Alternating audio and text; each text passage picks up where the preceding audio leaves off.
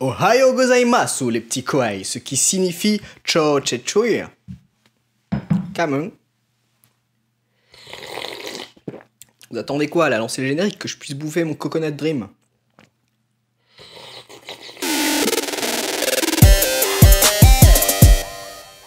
Et je suis allergique au lait.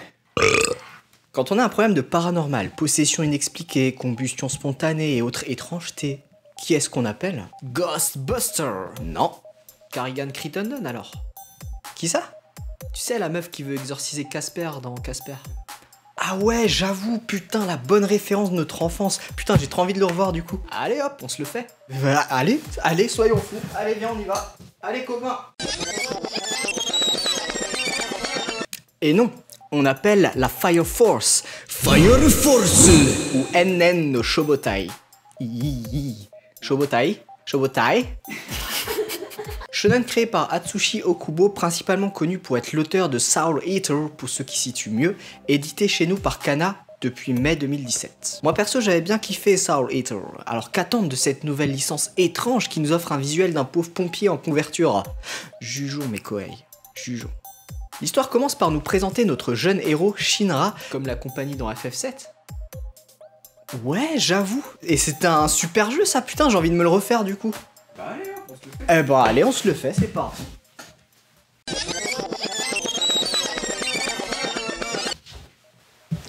Shinra donc, qui vit son premier jour en tant que jeune recrue de la Fire Force, et là l'histoire te prend direct par les couilles, t'assoit gentiment et détruit tes préjugés pourris sur la couverture et le fait de faire un manga sur des pompiers. Ouais mon gars, c'est des pompiers, mais c'est des pompiers hardcore, dans un monde où la combustion spontanée de certaines personnes est comme une maladie, les transformant en torches humaines, mettant le feu à tout ce qui croise leur chemin. Un danger tel et si imprévisible qu'une unité d'élite a été mise sur pied pour intervenir rapidement et efficacement contre ces véritables tornades de flammes destructrice, la Fire Force. Alors on ferme sa gueule là tout à coup, hein? C'est toi qui as parlé de pauvres pompiers au début de la chronique.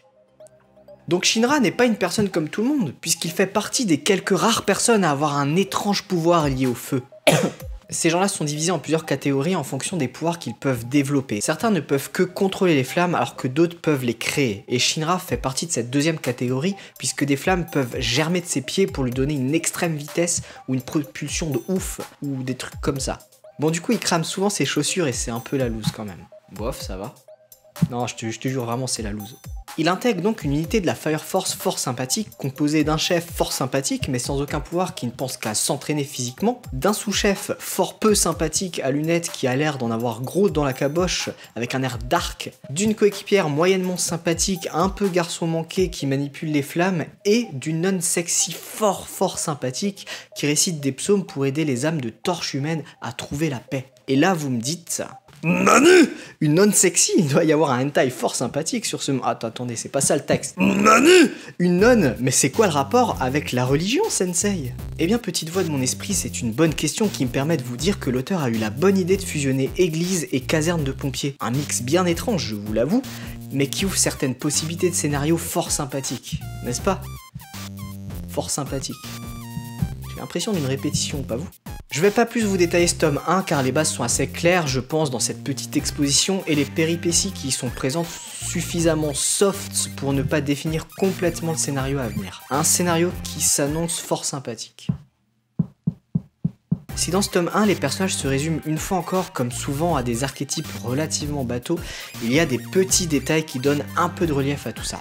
Par exemple le fait que notre héros Shinra se mette à sourire de manière très creepy quand il est nerveux, ce qui donne des situations assez hilarantes ou malaisantes. Mis à part ça, ne vous attendez tout de même pas à une vraie profondeur à ce niveau, le but de notre héros est clair, devenir un héros. Il a un rival débordant de fierté mal placé, des jeunes filles sexy qui ne manqueront pas d'être mises à nu, et je parle pas au sens métaphorique mon gars, je parle de boobs, et de fesses, et de... Oh, c'est bon, on a compris. On ne peut pas dire que le dessin de monsieur Atsushi Okubo manque de caractère, ce serait du foutage de gueule, sérieux. Déjà dans Soul Eater, le design des armes, du monde et de certains personnages sortait totalement des sentiers battus. On sentait les influences presque Tim Burtonesques de notre mangaka, et c'est encore le cas dans Fire Force. Bien que cette fois on se trouve dans un monde bien plus proche du nôtre, les architectures des bâtiments, des rares armes qu'on aperçoit et des tenues des personnages ont quelque chose de frais. Clairement pour moi c'est un bon point, pour peu qu'on aime sentir la patte d'un auteur, et non celle d'un éditeur. fort sympathique. Mais encore? Non mais sérieux, c'est fort sympathique, ça révolutionne rien, mais ça a son petit caractère. On a juste ce qu'il faut d'originalité pour accrocher les gens, et d'un autre côté, pour pas dégoûter ceux qui sont plus calibrés aux grosses productions actuelles. Par contre, le plus gros défaut que je peux trouver à ce manga, c'est son rythme, ça va trop vite. Et le pire, c'est qu'on m'a dit que dans les tomes suivants, ça ne s'arrangeait pas.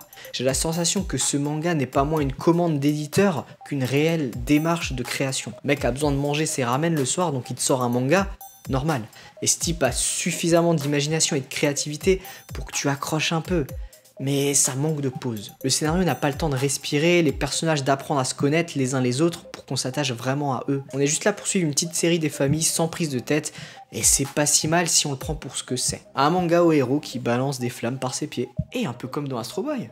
Oh, la référence de mon enfance, j'ai trop envie de me les refaire du coup. On y va? Allez! Astro Boy, c'est l'Amérique. Mais non, ça c'est Tom Sawyer ça. Ah ouais, trop cool mon enfance. J'ai trop envie de me les refaire du coup.